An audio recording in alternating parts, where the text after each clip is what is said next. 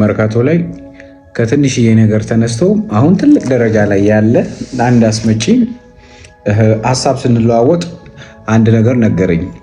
የመጀመሪያ ዕቃዬን ለማስመጣት እቁብ ተቀብዬ ከዚህ በፊት አስመጥተው የሚያውቁ ሰዎች ጋር ሀሳብ ለመጠየቅ ሄድኩኝ እና ጠየቅኳቸውም አለ እና ሁሉም የመለሱልኝ መልስ እኔ አስመጪ እንደሆን ሳይሆን ከነሱ ተቀብዬ ትንሽዬ ትርፍ እንዳገኝ ነበር የመከሩኝ እንጂ እነሱ ቦታ ላይ እንድደርስ አይደለም የሚል ሀሳብ ነበር የነገረኝ።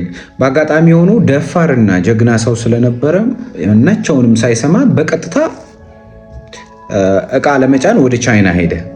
ቻይናም ሄዶ የተወሰኑ መንገዶችን የት ማረፍ እንዳለበት ጉምሩክ ላይ ያለውን ነገር በገንዘብ ማለቅ የነበረበትን ነገሮች ስላላወቀ በሚፈልገው ልክ ትርፉን አላገኘም የመጀመሪያው ዙር ላይ።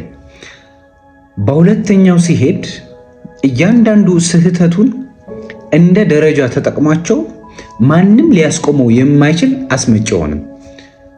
መርካቶ ላይ አሉ የተባሉ አስመጪዎች መሃል አንዱ አለ። በጣም ብዙዎች ናቸው፣ ጀግኖችም ጭምር ናቸው። እና ይህ ሰው እንዴት እንደዚህ ሆነ ከተባለ መልሱ በጣም ቀላል ነው፣ በተመሳሳይም ከባድ ነው።